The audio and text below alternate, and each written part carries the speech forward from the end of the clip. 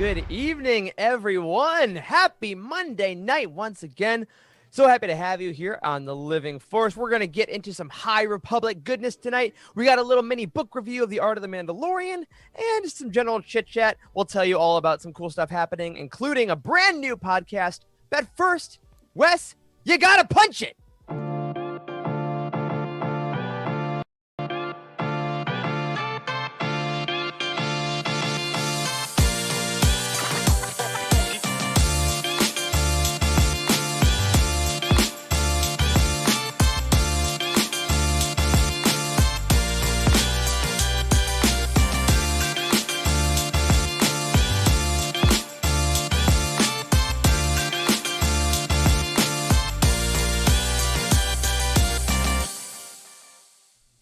All right. Hey, everybody. Welcome into The Living Force. We are so happy to have you here tonight.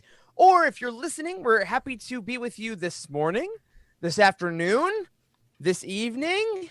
I don't know. Do your homework, drink some water, go to bed. But before you do, I'm Eric Eilerson, one of your hosts. And joining me tonight to talk some Light of the Jedi goodness is Dr. Corey Helton. Hey, dude. What is happening, guys? My dog is going crazy right as on I cue. get the intro. Right on cue. Yeah, that's Ray.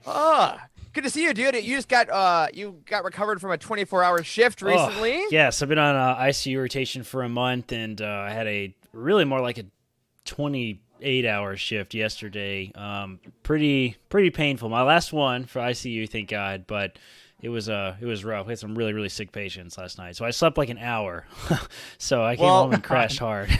We're happy to have you here at your very best. Glad you got through it, dude. And hopefully this will be slightly more relaxing. But joining us to make it that much sweeter, that much more comfortable, sensual even, Wes Jenkins! What's going on, everyone? Sweet, comfortable, sensational. That's it is. That's what I'm here for. Wes, I realized something today watching the intro, that the intro to this show goes with the doctors, Dr. Corey, Dr. Charles, and it says with Eric Eilerson and Wes Jenkins. So we're basically like the with Samuel L. Jackson as Nick Fury. like that's like where you keep your like old veteran stars. So Corey and Charles are the new hotness, and me and Wes are Nick Fury and like Michael Douglas and Ant-Man. Yeah, or something. that works. That's fine. I'll take it. Well, good. All I want to do is make you happy, but I also want to make people happy in the chat. I want to say a quick hello. Let's see. We got Meg is with us. Cheryl is with us. Charles is with us, even though he's on call. He's tuning into the show. We miss you, buddy. Heather's there. John is there. Warren 90. Hey, everybody. We're so happy you're here. As the show goes on, as always, keep the conversation going. Spice Den is here. Ooh, who just said I am the Martin Sheen as President Bartlett. So you get 18 gold stars for making my heart really happy. Everyone, we have a great show for you tonight. But before we get into anything of substance, y'all, we have a very important birthday today. Did you know about this? Today is the birthday of our Jedi High Council founder, Patrick Ortiz. Wow, I did not know that. Happy birthday. Happy birthday. That's what I got. Happy birthday. Hope you're having a great day. Hope you had another good trip around the galaxy. We're so happy to have you as part of this community, and I hope you just had a wonderful day. Patrick has been an OG Utini supporter, and has just been basically around through every part of whatever we do here. So thank you, man. Want to wish you a happy birthday sincerely from all of us, and I hope the rest of your week is equally as wonderful. Next up, we have a little announcement that we want to make. Coming up in December, we have an event that we've been planning for quite a while, mainly because of the gloriousness of Mr. Andrew Bell, who is one of our favorite team members. I got to say, don't tell the other 29 team members. But we have something coming up called the Utinis. And the Utinis are basically an award show that Andrew and a bunch of us kind of came up with and decided that we need a way to formally celebrate everything that's gone on in Star Wars literature this year. It's been a hard 2020. It's been kind of a weird year for everybody, right? So why not have a day where we can actively celebrate and have a lot of fun with everything? So we have made up a bunch of categories. We made up some nominations, including Best Novel of the Year, Best Quote of the Year, all kinds of things like that. And the Utinis, the best part about this is you, the Living Force community, the Utini community, get to vote on the winners. Our staff voted for some of their favorites, but now voting is officially open. If you're a part of the Utini Facebook group, Heather put up a link there.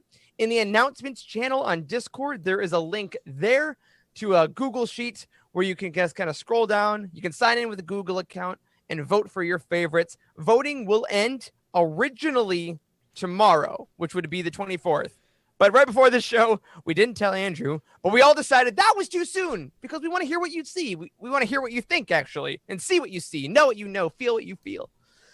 We want to know who you want to win the Utinis. So if you're listening to this, head over to either Discord, to Facebook, anything like that. Get your vote on. Make your voice heard once more in 2020. And Corey, we have a little bit of a special show planned for our Utinis, do we not? Yeah. This is gonna be a lot of fun. So Andrew kicked off this announcement for Utinis. This is what you mean, right, Eric? You want me to talk about the Utinis show? Mm-hmm. Yeah. So what the actual episode is gonna look like. Yeah. So Andrew came up with this brilliant idea. What, like a year ago, right, Eric? It was a long time ago. It's been a year. Yeah, it was like around the Christmas party, I think, last year. And he was like, "Hey, I have this cool idea. We should do it." And basically, we're gonna have like an award show, like a Grammys, Emmys style award show for basically all the Star Wars content that came out this year, all the books and comics and stuff. So it's gonna be a lot of fun. We're gonna host it live on the show for our regular podcast event on Monday, December 21st. We're gonna all dress up in suits. The theme will be a little different. I'm probably gonna get some audience tracks and stuff. It's gonna be a lot of fun. We're really gonna try to put on a for real award show. I would love to find one of those little. Eric, we talked about this week. One of those little mic box things that you put on a microphone. I have no idea what that's called. Yeah, with the logo. Yeah, somebody should tell me what that's called and send me a link. So we can have a little Utini mic, and that'll be funny. I imagine there will be some speeches. We might get some more folks on the team to come in. That would be a lot of fun. So we're still putting together the details for that. So stay tuned for that. It's going to be on December 21st. And like Eric said, we originally had the voting ending tomorrow, I believe, but we're going to push that out to the end of the week because we've had some delay with getting the information out to you guys. So. Yep. So get in there, vote for your favorites. And we'll have some fun bits. December 21st will be live. And if you're not normally a YouTube watcher, that's fine. But this may be one of them you might want to tune in to see the visuals. Speaking of visuals, Corey, can you please continue my favorite tradition we have on this show? Yes, that is the Patron of the Week. Every single week, we like to highlight one of our really awesome VIP members of our community on Patreon. It's if you haven't seen this already, our Patreon's got a ton of extra content. We have behind-the-scenes looks, exclusive merch. So if you haven't seen that already, head over to utini.com/Patreon or patreon.com/Utini and learn more all about that. So we have some more announcements about a new show coming up, which I'm excited on Patreon. And we launched our 8th podcast this week, guys. That's crazy. It's wild. 8 shows. 8 podcasts. So I can't wait to tell you guys the details about that special 8th podcast, which is incredible. Absolutely incredible. Going to be on Patreon for a little while, and we'll talk about that later in the show. But this week, our patron of the week is Adrian. So Wes, you want to throw that up? Hello, Utini community. My name is Adrian Carlson, and I'm from Lincoln, Nebraska. Now, many of you may not know me because I'm not very active in the Discord community, but I am one of the OG Patreons. I found the Patreon page. I was one of the sneaky few that found it before it was even public, and I have donated since the beginning, and have donated ever since. I discovered Utini through the Living Force podcast. I started with episode 4 shortly after Celebration Chicago, and I love that episode so much that later that night I went and listened to all the other previous episodes. What I love about Utini is that while I listened to a lot of other Star Wars podcasts, it was the first podcast that was really discussing the EU and all the books and the comics as they came out. And this is where my heart lies. Since I was a little kid, I had always read the EU, and since about 2010, I've read every single book and comic that has come out since. My favorite Star Wars film has to be A New Hope. That's the movie that started it all. It's my favorite. It is the first movie I saw. I saw it back on VHS before even the special editions came out. And I'm a sucker for starship battles, so the trench run at the end, just fantastic. My question for you guys, now you'll have to get in touch with your sensitive side a little bit, is what Star Wars moment always makes you cry? For me, It's Darth Vader's death at the end of Return of the Jedi. When the Imperial Death March plays in that minor key and just the piano hits at the end, it gets me every time. Just tugs at the heartstrings. And every time I try to be strong, but if you look at me every time when watching that movie, there'll be a single tear running down my face. Well, that's all I have for you guys. As always, thanks for everything, and may the Force be with you. Fantastic. Oh man, lovely. And yeah, Adrian, thank you, dude. That was awesome. And yeah, like you said, an OG Utini member. It's so great to hear from you. And he got rocking the original Utini logo, which is epic. As Charles put there in the chat. But on your question, what moment makes us cry? I have one cop out, and then I have one that's slightly more real. The cop out one I'm gonna put is honestly the final trailer for episode 9. That to this day, if I put it on, it makes me actually tear up when the music swells after 3PO says, "Taking one last look, sir, at my friends." And then it's just all of them just charging in glory and excitement, and that it makes me emotional talking about it and thinking about it. And then in the films, though, I gotta say it's episode 8 with Luke and Yoda, we are what they grow beyond. That is the true burden of all masters. And them just looking at the tree is one of the most beautiful moments, and it really just kind of hits me in my sensitive place. So, all right, I was vulnerable. What about you losers? What do you think? Where exactly is your sensitive place? Is that like around the left nipple? I mean, where exactly is that? That's my secret, Corey. My entire body is a sensitive place. Oh man, there's only one scene in all of Star Wars that absolutely gets me every single time, and it gets me like pretty hard. Like the first time I saw it, I like ugly cried, and that was in Rogue One, in the scene where Jin's father like is speaking the message to her, like he's like my entire life has been a waste, like every moment, the only thing that's kept me going is like knowing that you were out there somewhere, wondering if you were alive. Oh my god, that monologue, it keeps flashing back to Felicity Jones. And she's like getting really, really emotional, and then she just hits the floor at the end. I cry every single time watching that scene because it hits so freaking hard. I absolutely love that. That's a beautiful one. And I'll also tack on the your father would have been proud of you, Jin, at the end of it with her and Cassian. Oh man, that was good. It works because of that, because like those two moments together. All right, Wes, bring us home. What else? Mine is probably when Jabba the Hutt bites the head off of that poor. It spits it. Terrible. It spits it at the gong. At the gong. Dong. He had so much to live for. Oh my god. No, but really, it's not so much a scene as it is every time the original Star Wars theme plays, especially in A New Hope when he looks out over the twin suns going down. Binary sunsets. That perfect theme that plays. You just feel it up into your throat a little bit, and then you push it back down because it's accurate. Yeah. So many freaking beautiful moments in all of this. Let's see, looking in the chat here, we got a couple here. What do we got? Oh, Charles says Han saying, "Hey kid," in Rise of Skywalker. Great choice. That's pretty good. Cheryl agrees that's an ugly cry moment. Oh, Charles is also another great one. The "You Are My Brother" Anakin from Revenge of the Sith. Gotta be. Hits just super hard. Yep. John Dutch Vander, episode 1, when Anakin walks away from his mom and just with the scared boy walking away. That's great. Charles again. Oh God, Rogue One, y'all. Bay's walking into the firefight after we lose Chirrut. Oh, that was a good one. Damn. Oh, and then God, these are just gonna keep hitting me. Meg has one. Rey igniting the Skywalker lightsaber at the end of Force Awakens. That's freaking powerful.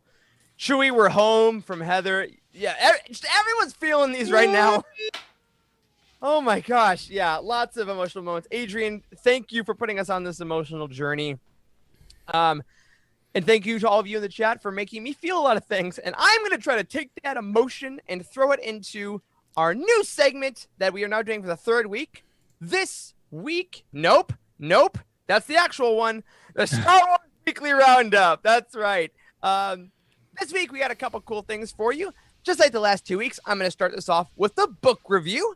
This week I'll be looking at The Art of the Mandalorian. This is a book from Abrams that is coming out December 1st. Like essentially all of these Star Wars art books before it is written by Phil Sostak with a foreword by Doug Chang. And I'm going to talk to you guys for a little bit if you've read the art books and if you haven't. If you've read the art books before, you already know what they're bringing to the table with Phil. It's a lot of behind the scenes stuff. It's a lot of concept art, and you are not going to be disappointed. One thing that I really loved about this book, and I'm going to try to maneuver it around the microphone here, is just how much art is in this. Because, y'all, this is the entire first season of The Mandalorian in an art book. There's a chapter for every single episode. So as opposed to just one film, right? You're getting an entire season of content and concept drawings and descriptions. Like, look at this beautiful stuff right here. This is one of my favorite pages. I'm going to get it on the camera nicely. This was an original concept when Boba Fett right there was still a part of it when they were thinking he might be the lead.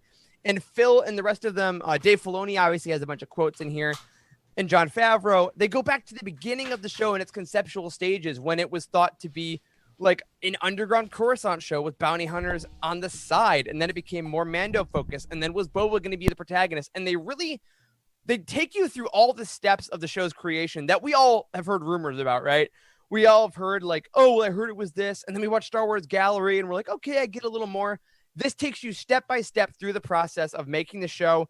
And it has more art than any of these books I've ever seen before. Because, you know, we got all those really cool concepts at the end of each episode that everyone wigged out over. This is that, but in an entire freaking book. It has more costumes than I've seen before in any other one of these. Like every single character went through such an exhaustive design process. And you get your awesome character models of people like Grief Karga, of people like the Client. There's a whole thing about designing the child. All the Mando armor, different kind of combinations, all the stormtroopers, like just the pure volume of things you're getting in this book is really astounding. And I love it because it's a combination of Filoni acting as producer, creator, and writer, Favreau acting as writer and producer, Doug Chang being like, yeah, I worked on the Phantom Menace and all these things. And this time we had about half the budget, about a third of the time, and needed to fill like 3 times as much content space. So it really just kind of puts in perspective what a freaking feat The Mandalorian is. You know, if that makes sense? Like, I feel like we forget sometimes just how incredible it is that this show even exists. And I want to show you guys also one more page. If nothing else, look at this. I mean, come on. It's a giant spread of the child in all its beauty and all its glory. Seriously, I could go on and on and on and on about everything this book has. But if you loved the concept drawings at the end of the Mandalorian episodes, if you love the stories behind the scenes of how things were created, if you want to see the stages of design and hear from all different art departments about what went into making them, how the timetables worked, what it was like working on this type of level for the first time ever in history, you got to pick this up without question. I mean, you're going to get more gorgeous visuals than you could ever think about. And this is from Abrams Books, who I will say thank you. They did send this to me, full disclosure. It's coming out in December. Holiday season. I mean, is there a better thing to do than get the people you love Star Wars books, or better yet, pretend that's what you're doing and keep it for yourself? So, The Art of the Mandalorian, technically season 1 is going to be out coming in this December. It is a must-have for any fan of the show. And even if you maybe have been a little lukewarm on some of the previous art books, you cannot beat the amount of concept design you're getting with this volume. So highly recommend. It's probably my favorite one out of the ones I've seen so far, from Solo, The Last Jedi, Rise of Skywalker, and this. They've really outdone themselves. And Art of the Mandalorian, get on it. All right, what do you think, guys? Did I pitch you? Are you going to get it? Do you want it now? It looks super thick. Look at the size of that thing. It's a thick ass boy. There it is. It is thick. Yeah, it's a gem. So pick it up. Ucini.com. We got a link for it. All your Star Wars reference book needs. Additionally, on the Star Wars Weekly Roundup, y'all, we mentioned it last week, but a couple of us watched the Lego Star Wars Holiday Special, and I just wanted to give a couple minutes to it. Corey, I know you watched it. What did you think of this new entry into the Star Wars canon? Not really? Maybe. Corey, do we have you? Oh no! I was muted. Sorry. Oh, there we go. Yeah, sorry. Very, very confusing. If this is like what exactly role this has in canon, because they did say previously that everything that happened going forward is canon, and technically this happened. And is it canon? Did Rey go into the? Let's see here. Actually, how much do we want to spoil about this? Has everybody watched the holiday special? It's not been very long. Wes, you haven't yet. I haven't, but y'all don't care. Minor due to me, right? Yeah, minor spoilers ahead.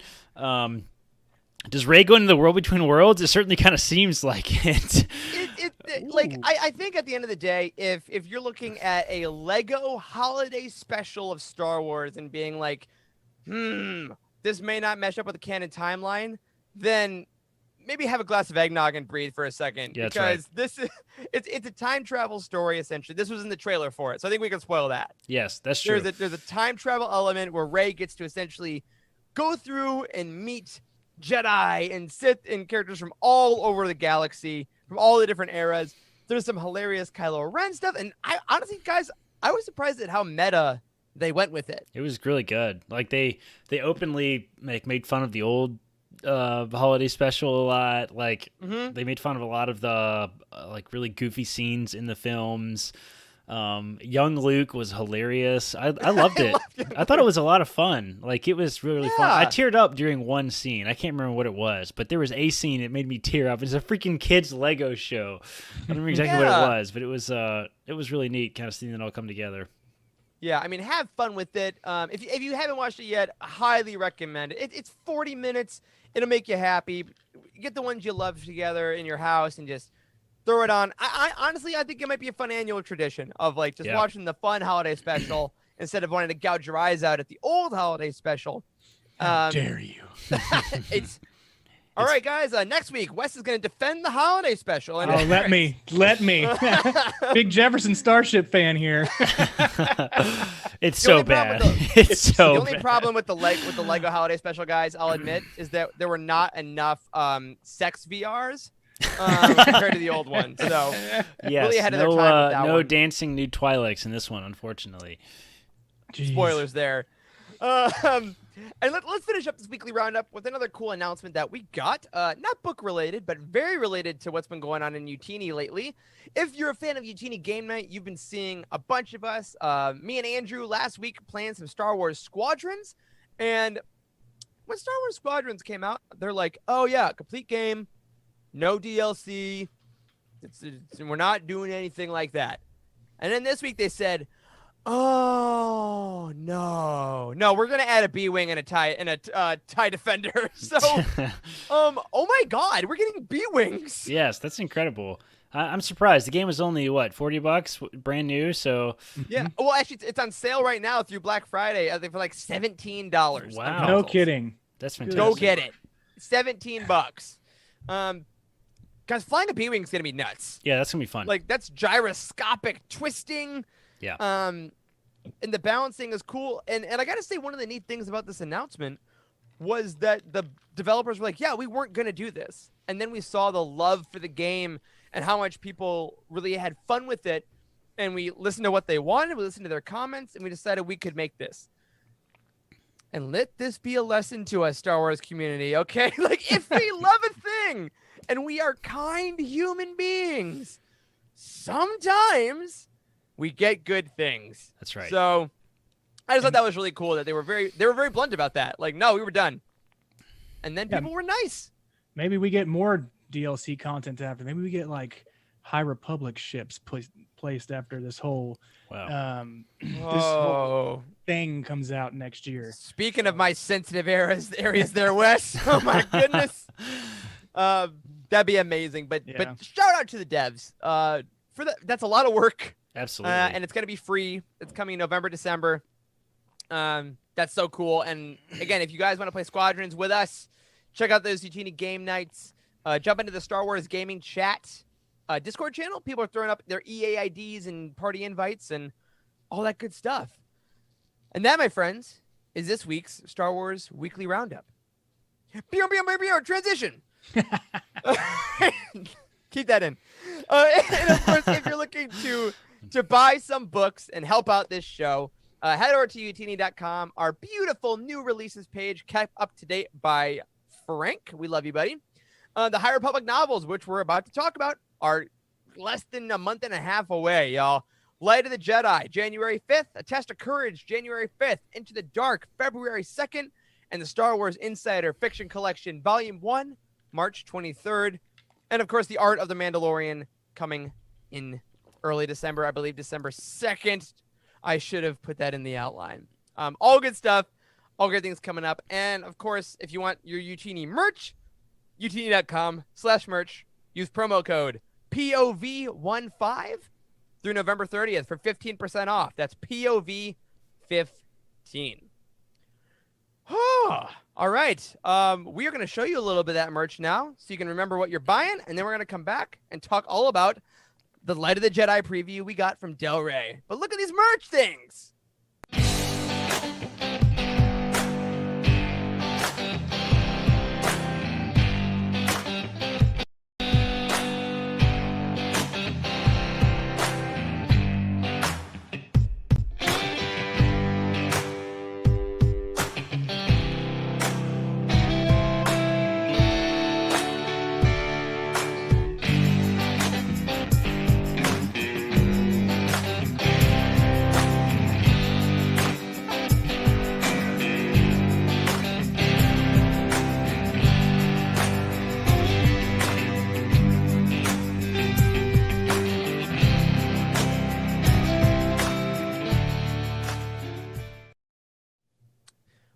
Joxy, you have outdone yourself with this collection. I can't wait to buy a bunch.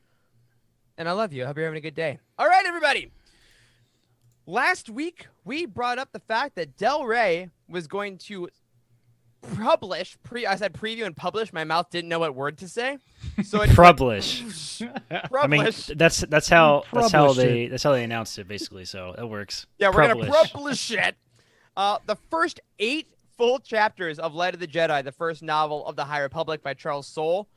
And they're all out now. Before we get into them, we're going to go chapter by chapter and just talk. Guys, what does it mean to you fundamentally that Del Rey was confident enough to publish for free the first 8 chapters of a book that is launching their biggest publishing initiative in a decade? Maybe ever. Yeah. Yeah. Maybe ever. What did that say? I mean, certainly ballsy. Certainly ballsy. Yeah. Like, part of me wonders if it was maybe a little bit about because of the publishing schedule, like, and how it got kind of shifted around because of COVID. And like, this book is probably totally ready and has been ready for a while. Because originally, were they always set to come out in January? No. It was going to be either. I think it was In at fall. August. It was like at Celebration. Yeah, that's right. Yeah, that's probably when it would have been released. They probably would have given it away at Celebration. Yeah, so I mean, I guess they were just super confident about it. They're willing to give us some chapters to kind of build some publicity around it. And a good move, too. I mean, these are really, really good chapters. Like, starting off really, really strong. Light of the Jedi so far is really fantastic. Yeah. Wes, what did you think when you first heard, all right, you're getting the first X percentage of this book for free? Read it. I think that they may have thought we were forgetting about these books that were coming out. Oh, great point. Pushing it out and like, let's give them a taste. And for me, I didn't know what I was getting into. Like, so we're doing the first 4 chapters, and like, as you had previewed last week, you said it was just a time of peace. And I was like, what are we going to talk? Like, all right, I guess it sounds interesting to read Time of Peace. Bleh. But hot damn these 4 first chapters. They're really, really good. I loved it. Yeah, and one like small detail I want to kind of shout out Del Rey for is so the site that these are hosted on, like the Del Rey version of the site is the Penguin Random House website. It's sites.prh.com/High Republic. It's a free access. I mean, it's the Penguin Random House website, and it's clean. The interface is super clean. Like it really lends itself extremely well to a phone or an iPad or a device you're reading on. I read this on my Kindle earlier, or my Kindle Fire earlier, that I bought for Marvel Unlimited, by the way, Star Wars comics on Marvel Unlimited. And it's just, there's nothing on there. It's it's the cover. Underneath it says add to cart, and then there's text, and it's just all 8 chapters that they release. So like, I really appreciate the simplicity, and like, they very well could have uploaded this on some really crappy database website or like the Medium or something dumb like that. So I'm glad that it was so easy to read. So you got to check it out if you haven't already. Yeah, the accessibility is super key about this, because we did get the first chapter like a couple months ago. They released the whole first chapter through IGN. And then the second chapter, I think, was released on IO9 or something like that. Yeah. All ad-driven sites, right? Which means you're getting money for this. And I think you're totally right, Corey. It was really cool of them to put it on their site where there's no ads. Like, they're not getting ad revenue from these clicks. They're like, no, this is legit for free. Right. And I don't really want any. I don't want any commentary either, right? I just want to read the chapters. Yeah. Like there's whenever they put them on these sites, they're like, blah blah blah blah. This is the new thing. It's coming out. Blah blah. It's just like all hyped, and it's like, it's fake hype to me, because sites like IGN and IO9, they don't give a shit about Star Wars. Like. Yeah. So I don't know. Now, you know who does give a shit about Star Wars is Meg Dowell, who does our write-ups about the extras when they come out. So definitely read those. Exactly. And there's just there's not a lot of filler text. So I appreciate that. So I'm going to echo what you guys have been saying it a little bit here. I was really blown away by them putting these 4 out. I think you're both right. I think that they were confident with what they had. And Wes, I think you are right too, that they thought they were getting forgotten about, because originally the High Republic was going to come out before The Mandalorian season 2. So you wouldn't have to contest with that hype. And now, like, they're coming right after the season, but Mandalorian commands such a large audience. I think they're like, hey, let's make sure people remember, these books are going to come out in January. And I'm going to echo you all as well by saying, oh my gosh, these were cool. Charles Soule is one of those writers that we have lauded with his comics work in Darth Vader and the new Star Wars series.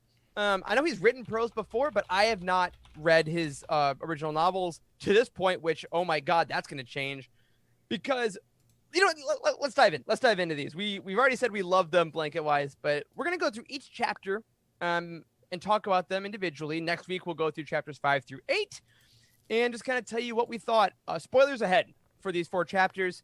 It is a little unorthodox of a structure. They're kind of vignette chapters in a way.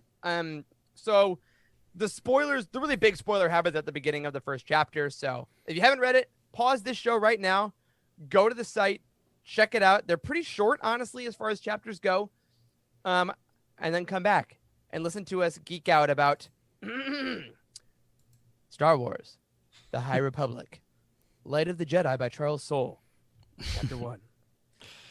So in this first chapter, we meet Captain Hedda Cassett, who is the captain of the Legacy Run, this giant transport ship going through hyperspace, taking tens of thousands of people away to what they hope is a better life.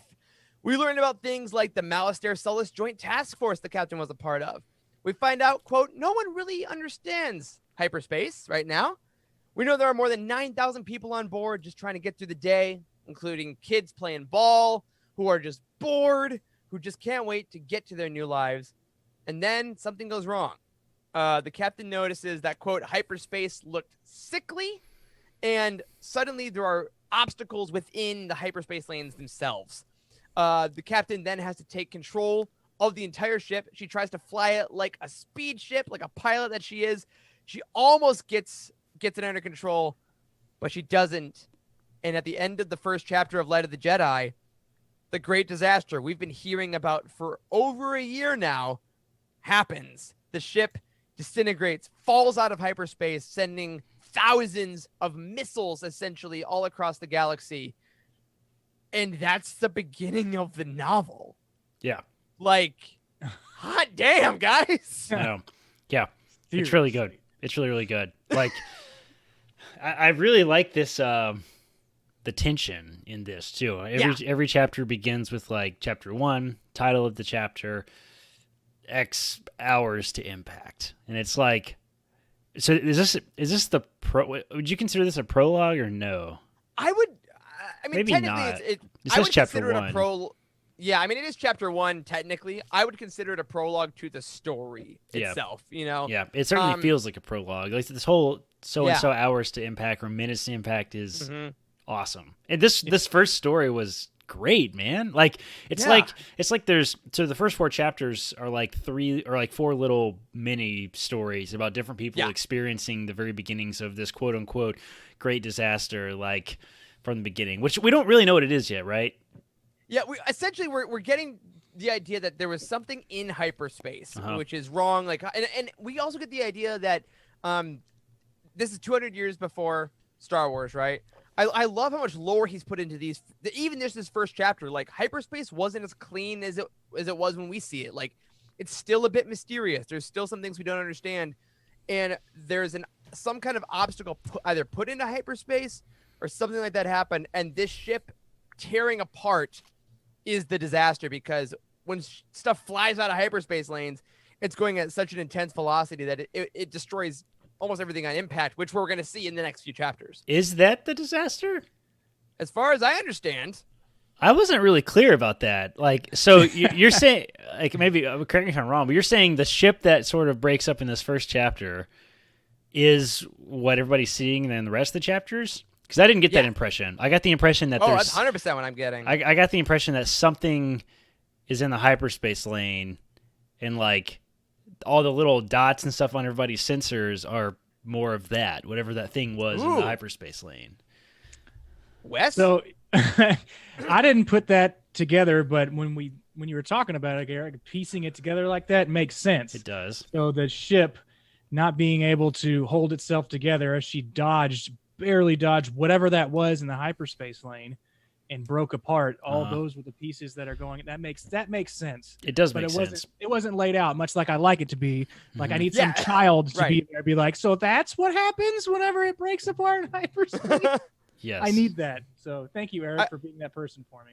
Hey, you know what? I do what I can, and I also want to point out, Soule we will never see this captain character again, right? So the amount of talent it takes to begin the first chapter of the first book of your initiative with who we think is the main character, to all of a sudden kill them at the end of the first chapter and never see them again. I know. Like, this captain had more character development than some full novels. Yeah, it was fantastic. Very Game of Thrones. Yeah, and it was very. Yeah. I gotta hand it to Charles Soule too. He's a very like I don't know how to. He uses a lot of imagery in his writing. Like it's a very visual medium. Like I can definitely see like the comic book experience in here, because like he really does paint a really good epic picture. And like this one of these last lines in here where it's like, it says, "Captain, Lieutenant Bowman said, it's been in the bridge ripped open." It's like, shit, like it just hits hard. Like it's just very action packed and stuff. I really like his writing style, man. Well, and that's what I noticed. If you look in, I believe every chapter, we'll hit the next 3, and I'll see if this remains true. I believe all of them end on a line of dialogue that's cut off, at least the first 3. Interesting. Because that's the reality of what would happen. Like, you don't get to finish your sentence in your thought, and then something happens to you. Like, if you're in the middle of a crash, like, you don't know the timing. It's not pretty. It's not clean. It's a disaster. Like, it's ripping apart. You're in the middle of a conversation, and then you're atomized. Like, and that last line of she died not knowing if she had saved anyone at all. Interesting. Oh, jeez. That's harrowing. Yeah, possibly had locked away like children from their families if they weren't in their pods, I guess. They were in the common area, just scratching at the walls like, let me in! And it's just gets sucked into space. Oh my God, it is chaos. So scary. Like I was telling y'all earlier, like it was like, time of peace. I was like, I don't know if I really want to read this. But it starts with chaos, and I love it. I love it. And I mean, and even the way he writes her dialogue when she's like, "You can do it, old gal. We're a couple of cranky old ladies, that's for sure. But we've both got a lot of life to live. I've taken damn good care of you, and you know it. I won't let you down if you won't let me down." Like, damn, I love her. Like, I know. And she's gone. Yeah. Like, what the hell? I know. She's like a really cool character, like military background, like really Mhm. cool. Really cool. And Also, Eric, does that remind you of Will Lark talking to his Yes, ship? it does. You know what? Oh, a pilot that talks to her ship and it's like, come on, old girl. And I love that it's like she did not fail her ship. The ship failed her. Like, he is writing these people even post-mortem with such honor and reverence. yeah, right. Like, and this is a character this isn't an Owen. That's right. This is the care that Soule takes with his characters. And damn. All right, Yeah. chapter 1. Yeah, the ship was really cool too. It very. Yes, I was I definitely. love that. I was picturing like the cargo ship from Force Awakens that Han Solo and Chewie had. Is really what was in my Oh head. yeah. Yeah, the design of it. Again, putting this much design into something that is only going to last for a couple pages, I think also shows the dedication of his writing style. You know, like you could just, it's the prologue. We'll get through it. We know we got to get to the main characters. No, everyone is fully fleshed out. The ship is fully fleshed out. The captain, the interactions, so that when the disaster hits, you're already feeling it. Yeah. And I really, really love that. Oh, one So more it's- thing to point out: the Yes, chancellor, the new chancellor, or the chancellor of this era is Chancellor Soule. So we know we have a name of the chancellor on Coruscant right now. So we have that. Also, the whole intro to the book in general has got a lot of really pretty hard hitting information about like the state of Yes. the galaxy, and that we should probably talk about a little bit, which is pretty cool. Like, it talks about the time of the High Republic, a peaceful union of like-minded worlds where all voices are heard. Like, it's very idealistic. Visionary Chancellor Lena So, I guess. Yep. She's on Coruscant. Just the language here is like the elegant city world of Coruscant. Like, I don't know if I would use the word elegant to describe the Coruscant that we know. Like, No, it's way too busy. This is it's beautiful stuff, and it's Yeah. like, and it's talking. It is full of hope and light already, and it gets even more so as we go further on in the book. But he does a really good job. You're right at interspersing lore of this time period, which we'd never seen. Like, those preview boxes that went out a couple of weeks ago. You know, with all the previews of the books. Someone asked, "Is there an order we should read them in?" And Soule was like, not really, but Light of the Jedi is kind of intended to set up the universe. right. And from this chapter, I'm like, oh, I can totally see why. Like, even things from, like, she started out flying an Incom Z-24, a fighter everyone called a buzzbug. I'm like, great. Now I know what that is. Yeah. Like, it's casual thing with the way, like, the Malastare Solus Joint Task Force. Like, all these things Perfect. he just drops in there.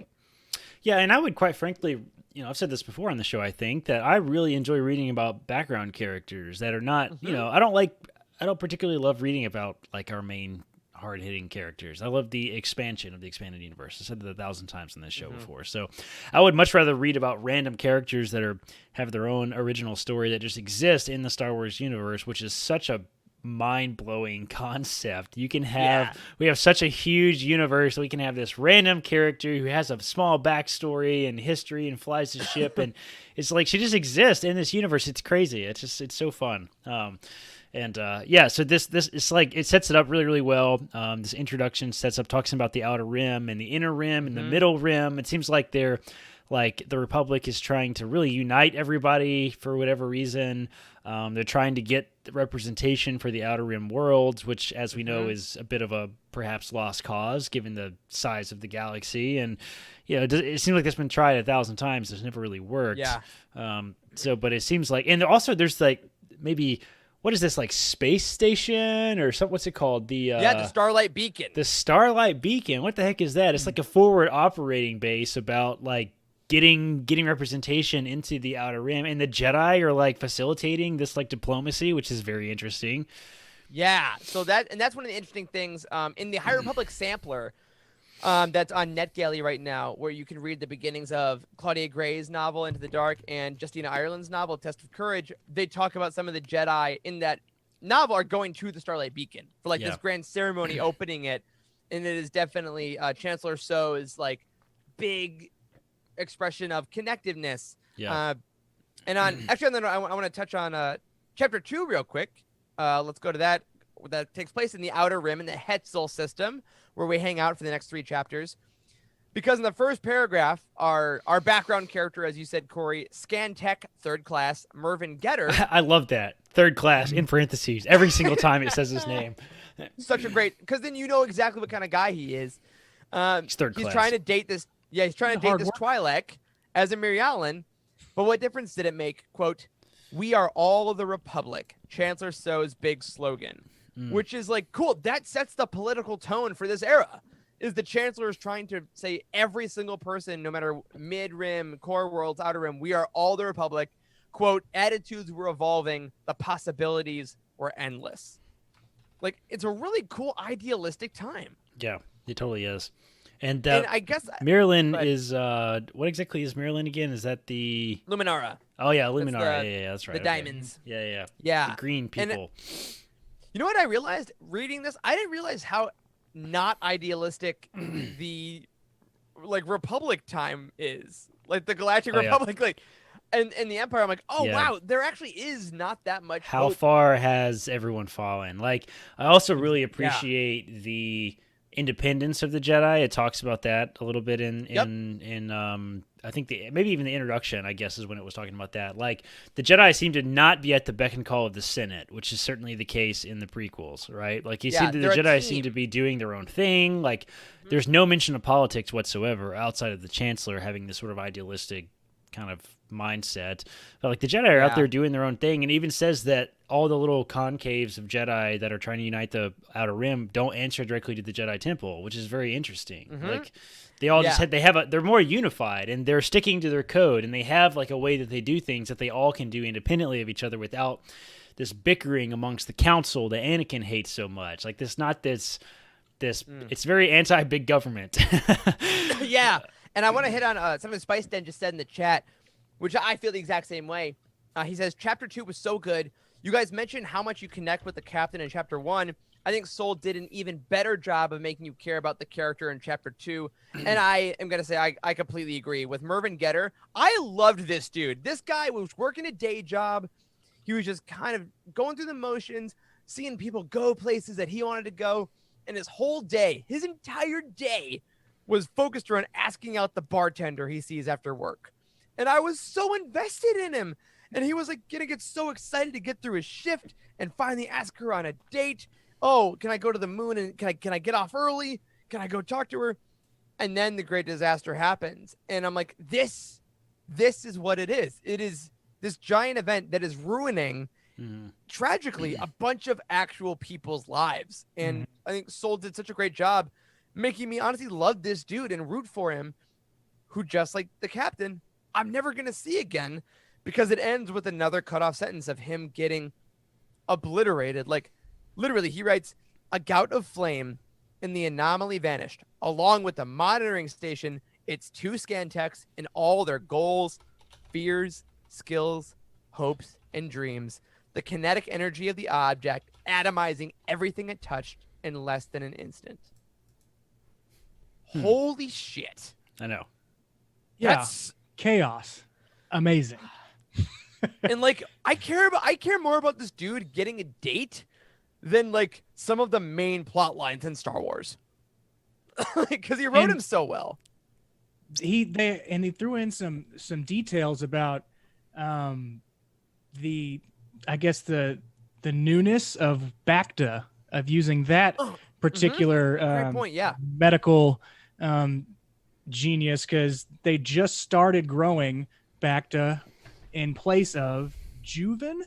Juven was like the medical I guess I don't know, salve or liquid that they put on, just like Bacta would be, but they're transitioning to Bacta. You would think that Bacta was used all the time, like from way back when, but I guess apparently it's starting, or it's to make its way out to the outer rim or something like that. Because it does sound like they were using local agricultural products, because he makes such a point about like the Hetzel system had nothing worth attacking. Right? This chapter and the next chapter really focus on like, we're just farm people. Like they're so confused when the disaster starts to happen, because it feels like an attack. But then we watch our guy Mervyn go through the motions of like, we're too small. Right. We wouldn't be attacked. We only have plants. We have agriculture. Right. What in the world? Space? Like, just how foreign the idea of conflict is something I've never read in Star Wars before. That's true.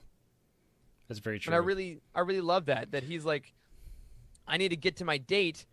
What in the world is going on? Like, he's like, I loved Hetzel's biggest claim to fame, which was a homeworld of a famous Gill singer named Aloria Days, who could vibrate her vocal apparatus in such a way to sing melodies in 6-part harmony. And now she lived on Alderaan, quote, with the fancy people. Like, it's such a fun look into someone's head who, again, doesn't matter to the galaxy, but he matters to this book and he matters to us readers. Yeah, and he has a job that directly ties into like how it's all going to fit together. Like I really enjoy that the first chapter is about this captain and her ship is. So I looked it up on Wikipedia. I forgot that they told us this now before what the Great Disaster was. It was a whole bunch of ships got pulled out of hyperspace for an unknown reason, and like I guess they smashed into stuff and it caused a lot of debris that went into collision courses and stuff. So there's not just this one ship that we saw. It's a ass load of ships. It's a lot of ships, right? So that makes more sense. It's like, why would one ship be able to destroy these planets? It didn't really make a lot of sense. So I also love Spice Did saying Hetzel is a Midwestern flyover state. Confirmed. Yeah. Nice. Yeah. So the first chapter is like the captain and how her role is. And the second chapter are these scan techs and they're like watching this unfold. It's very much like disaster movie-esque, right? Like you see it kind of happen all at once. And the third chapter is all the drama that's happening, the Jedi coming in and trying to help. And it's good. Yeah, let's go right to that third chapter because this again, like the first two, we get a whole different protagonist because the first two got atomized to death. The third one is Minister Eka or Eka, who is a ruler of a peaceful planet, and we get to see just how his day is going. That's like, okay, something weird's going on. Just I don't know. We're trying to get in contact with people. It's still kind of calm, but starting to get a little freaked out. And I found it interesting because this chapter really showed the pitfalls of peacetime. Like, they didn't have any weapons to shoot down debris because they just harvest. Like, why would we need something like that? Why would we need space weapons? And I think it was also really important because, you know, it had people that finally saw what was happening. We saw the things on the scanners. And this quote really chilled me. I don't know if you guys remember it like I did. I said, it was like a massive gun had been fired at the Hetzel system. Like, just that helplessness of watching your whole system get attacked, knowing you're in charge of it and knowing you can't stop it. Yeah. Like, how helplessness isn't something we usually get in Star Wars. We get people that are heroes. We get people with plans of action. And this guy is like, get everyone on the transports. I'm going to stay behind and they're probably all going to die, but I'm going to tell them that they won't. Right. Because they need pretty rough. Something. And it's almost like the Titanic, right? There's not enough ships for planetary evacuation. Yeah, right. Wow. And knowing that he had cut security funds in making the best decision possible at the exact time that he had to make that decision was maybe could have been the right decision, but now you're seeing that 1% chance where it all went wrong. It went wrong. Right. And it's where they chaos breaking down at the spaceport, people just inflating ticket prices, say you can't get out of here because we just, increased ticket prices to 300 400% to get out, and only the wealthy can take off from the spaceport. Crazy. But and then again at the same time, I love how it showed the general reaction to catastrophe. I thought it was very honest because you had some people that just ignored it. They were like, it's fake. I'm going to keep going on with my day. You had some people racing to spaceports. You had some people going to bunkers. Like, I thought it was a really good look at how people actually react to disaster events. Like, some people don't care at all. Some people take it very seriously. And I love that no matter what, this minister gave that address and said, quote, "We are all Hetzel. We are all the Republic." And I'm like, oh, that's the vibe of this. That's this era right here. It is all about unity. It is about group strength and about, like, we don't know what's going to happen, but we're in it together. And I'm not going to lie, y'all, after 2020, this chapter kind of hit a little different. Oh, yeah. It's very reminiscent of hurricanes in the Gulf right now. Yes, People staying yeah. behind Oh or my people God. leaving. And it's almost like trying, and not so many words, just trying to provide a lesson. Like, sometimes you need to leave, and sometimes, leaving is the best thing. But if you don't have the infrastructure behind it to actually be able to leave, then you have this kind of chaos going on. Right. And I mean, to have that one vessel that holds, quote, 582 people, it's an exact number, which is always a great way to make us feel something. They get off the ground and they achieve most of a kilometer before the engines exploded. And then the fireballs rained down on other Scary, people. dude. For real. Scary. It's Like, so seriously. Scary. It's like this is like the Challenger. You're watching the Challenger explosion right now. Like, it's terrifying. Yes. Oh my God. Yes. Yeah. But then it ends with like one of my favorite moments of Star Wars this year. It's not a Utini nomination this year. I'm going to say that because it doesn't come out till January. But the quote of, I'm getting a signal. What signal? I'll put it through. And words crackled into the air. One of the technicians' comm droids broadcasting the message out into the office. A woman's voice. Just a few words. But they brought with them, yes, the one thing they needed at that moment. This is Jedi Master Avar Kriss. Help is on the way. That one thing... hope. That's Star Wars. That's Star Wars. This is the Jedi of this era too. I love this chapter. It sets it up beautifully. Man, the Jedi They are give me chills reading. they're interesting, high and mighty, glorious, like legendary, like We're on our way. We got you. every little detail about the Jedi, like in this chapter, like just support this knight in shining armor, Knights of the Round Table, like peak Jedi. They're all freaking arrogant as hell, full of themselves. I love it. I love it. It's very interesting. Like the Jedi that's on the bridge, I guess it's her, Avar Kriss. She's on the bridge or whatever, and she says she's coming from the celebration or the meeting or the opening of the space station. What's it called again? Something Starlight Beacon. The Starlight Beacon, right? So she's coming from that. So she's wearing like this formal gown. She has this like cloak thing on with like it's clipped onto her clothes with this giant Jedi Order logo thing on her.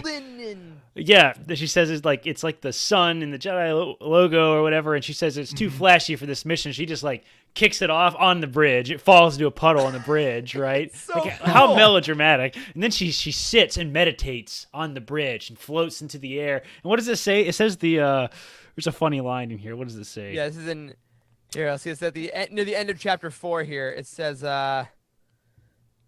what does it say? It says around the bridge, the crew of the Third Horizon took notice. They nodded or smiled faintly or simply felt hope bloom before returning to their urgent task. Like, what the hell, man? Like, well, and here's my question. I want to actually real quick before I ask my question. Spice Den also makes a great point. Blowing up the chat as always. We love you, dude. Because it's cool that the leader saw the Republic as being as important as his own system. Try imagining the senators in the prequel era talking like that. Yeah, we just didn't really see it, man.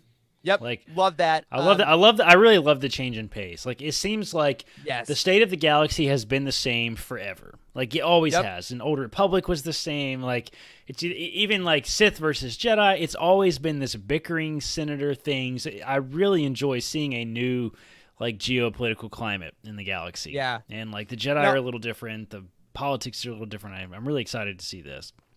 I want to ask the two of you this question. That thing that happens at the end of chapter 4. Where she just sits down and she floats in her meditation and people feel hopeful. Mm-hmm. Do you think that's battle meditation?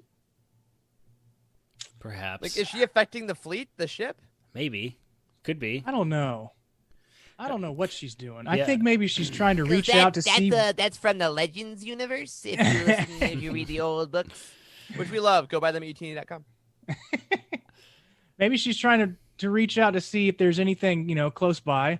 What the hell those things are? Maybe get some better intel than whatever that tech nerd was doing on the other ship that exploded. Yeah. It just cracks me up that she does it so out in the open, so obviously. Like, it really seems like a thing for show. Like, give her a lot of ways. Yeah, could be. Well, and also it shows how well the Republic works with the Jedi because she's like the Jedi came on board and she's like, now this is my ship. Like, I'm gonna take over. I'm gonna lead this mission.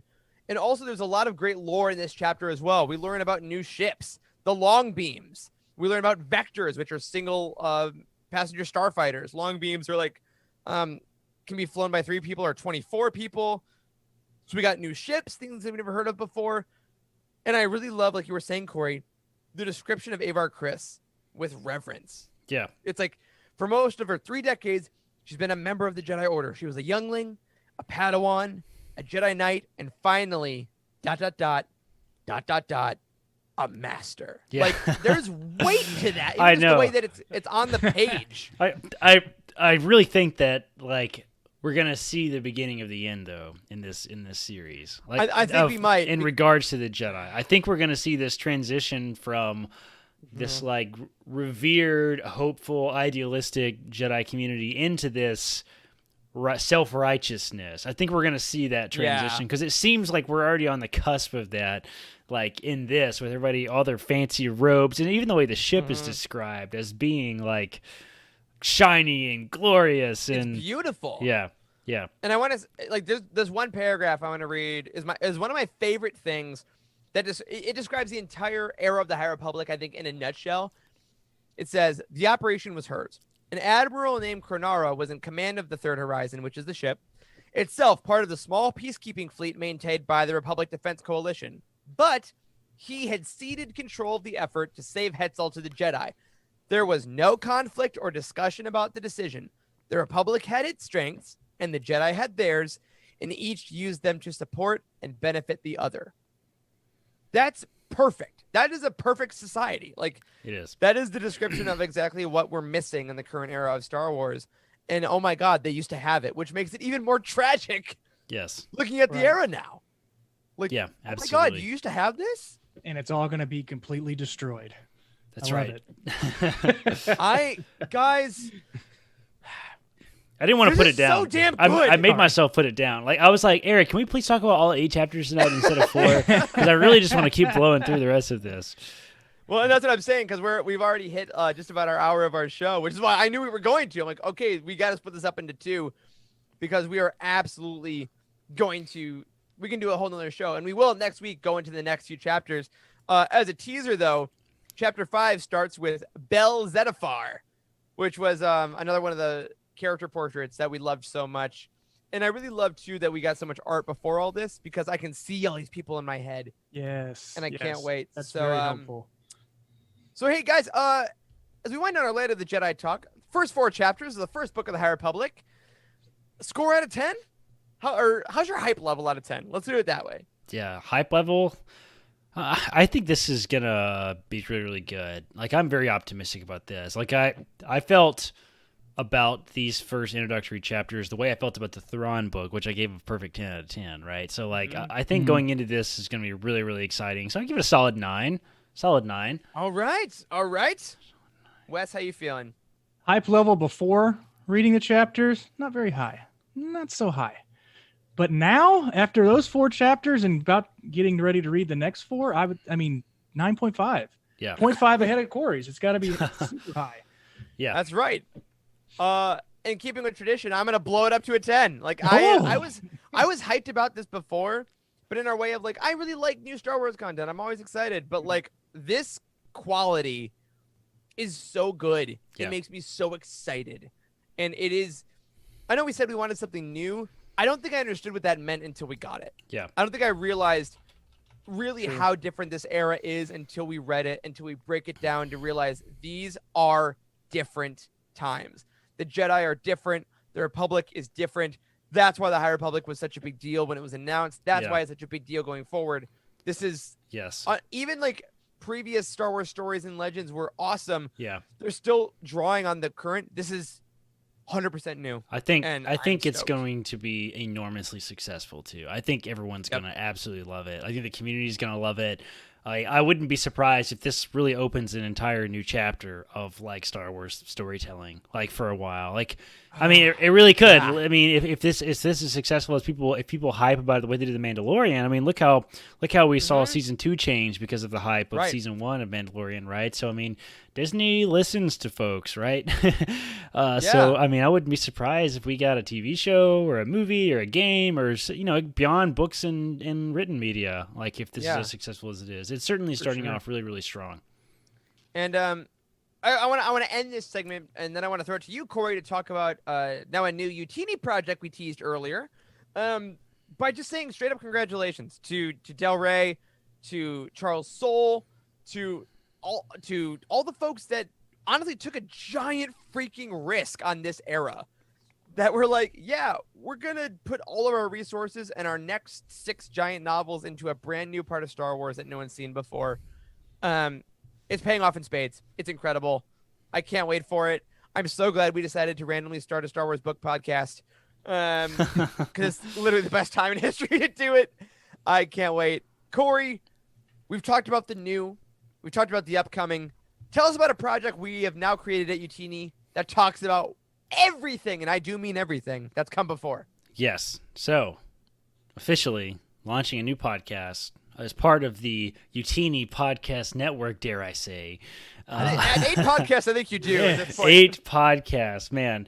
Crazy stuff. Let's hear. I'm trying to get this pulled up here on screen share so you guys can see the cover artwork because it is glorious. Oh, it's beautiful. All right, let me flip this back over here. Yes, this is the Star Wars Archives. So this is a new podcast by our good friends, and I have to say, Legends genius Trevor. He's one of our employees, our teammates in the UK. Him and Jose have put together this really cool new podcast called the Star Wars Archives. It's kind of all about really deep dives into Star Wars lore. Now, Trevor is full of so much incredible information. Him and Jose have got a really neat show. Like, basically, Jose kind of plays the role of a sort of new person to, well, not a new person, a big Star Wars fan, but talking to like somebody with all this wisdom. And it's so much fun. Like, they've got 2 episodes now.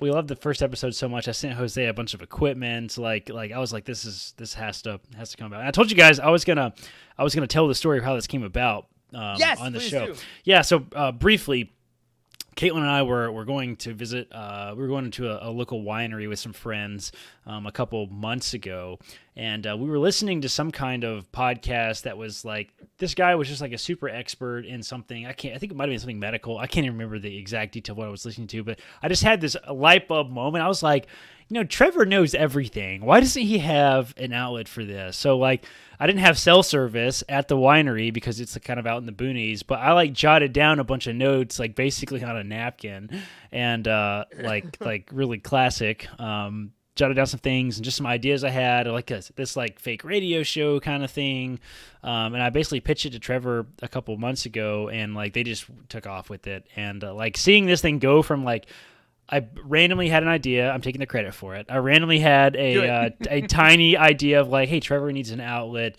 I would love to see him do these deep dive lore things, and just handing that to him and just seeing what they were able to do with it. I didn't touch it after I pitched it to him. Like they basically pitched the idea. They came up with the artwork. They came up with the name. Trevor got Jose involved without me even knowing about it. And like, they was like, hey, Jose's going to be my partner in this. And I was like, this is fantastic. Like, everything Jose touches on this team turns to gold, as we know. Yeah. So real. I'm very, very excited about this podcast, guys. It's very, very good. Like, they're really doing a lot of research before the episodes, and it has a very free-flowing style. Like, it's not very technical. It's just very fun to listen to. I'm incredibly excited, and congratulations to these guys for launching this thing. I don't think this is going to stay in Patreon very long. I think if you want to get in on this early, join our Patreon. The $5 tier, I believe, will get you into getting access to this thing. And I imagine this will probably push into a live show at some point because it's just that good. And because Corey really hates paywalls making us money on things. But I also want to say one cool thing about this show.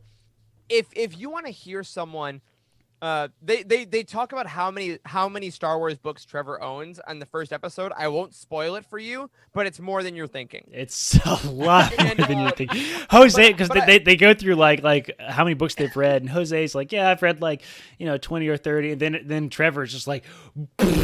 It's just okay, yeah, credible. I would say he's credible. Yeah. But the cool thing is, I want to say about this show is that it is something that, unfortunately, we don't see as often in the Star Wars community. It's someone that probably has literally more knowledge than anyone I've ever met, and Trevor is the most unpretentious person. He is not at all putting anyone down for not knowing things. Is not at all trying to make someone feel inferior for never reading a thing. Trevor is bringing all the knowledge with the excitement and the openness that UT prides itself on. Like a lot of people that have read everything, like you to know they've read everything, like you to know that like what you've read is not good enough, and it's not as welcoming. He's the least gatekeeping and I really person applaud, I've ever met. Yeah. So I applaud these guys for this show. Star Wars Archives, check it out. Again, the 8th podcast, along with Cafes that Heather and Meg started the other week, which is still going strong. All the other shows in the Utini Patreon. It's wild. It is wild to see. I'm just like Timothy posted this thing on Instagram with all the pictures of all the shows that we produce, and it's really just cool that you all listen to us talk about Star Wars and make this community vibrant. And all the hosts, you like bring what you know and bring what you love to all these shows, and I'm really proud to be a part of it. And it's just freaking cool. It is. I love it. It's fun. And if you want to hear all of it, utini.com/Patreon until Corey decides, no, I'll put it all for free. So, and on that though, we do still have Bounty Hunt about the Mandalorian that's coming out every single week. We get really hyped, and that's usually me, Corey, Charles, and Wes. And there's a bunch of other stuff going on. Charlie and I have taken a little bit of a hiatus from Ghost Crew just because of real life stuff, to be quite honest. But we're coming back, going through Rebels. Cafes is still going. Legends Look Back is streaming. And there's so much more content to come. Wes. Hey, buddy. Yes. Can you talk to us a little bit about Utini Game Night, please? Utini Game Nights. It's members of the group, members of Utini, that go in and play Star Wars video games on Twitch, whether it be Wednesdays or Fridays. It's generally up to the user themselves. But so what mainly we'll pick a Star Wars title. Squadrons has been real big in the past weeks. We saw Eric and Andrew play Squadrons, and they had a bit of a trivia night. Eric guessed my trivia question right off the bat, apparently, and I wasn't able to stay, but I heard it was hilarious. Pink shorts, baby. Who is the pink shorts guy? Definitely Ken Nightingale. But so coming up, we usually do Squadrons or Battlefront, Jedi Fallen Order, any kind of type of Star Wars game. So we'll stream for roughly, 2 to 3 hours. But it's live on Twitch every Wednesdays or Fridays, and we'll let you know ahead of time through the Utini social media. Excellent. And again, the easiest way to do that is just to subscribe or follow on Twitch. Then you'll find out when Utini Game Night's happening. You'll find out Legends Look Back every Thursday. A shout out to our very own Cheryl Bell, who joined the boys over on Legends Look Back. The boys and Meg, to be clear, who joined Legends Look Back last week for some Thrawn talk, and I believe is coming back this week as well. Last week's show was freaking awesome. Cheryl is a goddamn naturally. Absolutely loved it. They're still talking about all things Thrawn for a little while. And the Conjure Book Club boys are still going through Kenobi every Saturday, having really nice, thoughtful discussions. And, of course, those chats show up in the Patreon feed, so you can book club it. In December, they're talking about their Age of Republic comics. In January, they'll be talking about Light of the Jedi. So if you listen to this podcast, you're already a little ahead of them because you got the first 4 chapters under your belt. The Utini Fantasy Football League is still going. Playoffs are coming. James has a pretty solid spot at the top of the list, but the middle playoff spots are still all up for grabs. So, oh my gosh, if you want some fun, head into the Discord Sports channel and hear us all talk on Sundays because it gets a little heated. All right, everybody. This has been such a great hyped up show. I'm so excited that we get to have this show at a time when this new publishing initiative is coming. As a final reminder, make sure you're picking up the Art of the Mandalorian book we talked about earlier in the show. Make sure you're going to read Light of the Jedi coming this January. And in the meantime, take a breath. A lot of us aren't able to see our families this Thanksgiving or this Christmas. It's a hard end to a hard year, but we're so happy to spend it with you all. And if these shows are giving you any kind of help with that, we're glad about it. And if you are happy about it, you know what? We haven't said it in a while. Head over to iTunes or something. Throw a 5-star review on there. Help other people find this show because maybe we can spend a little light, a little joy in their lives as well. And on that, everyone, that'll do it for this week's episode of The Living Force.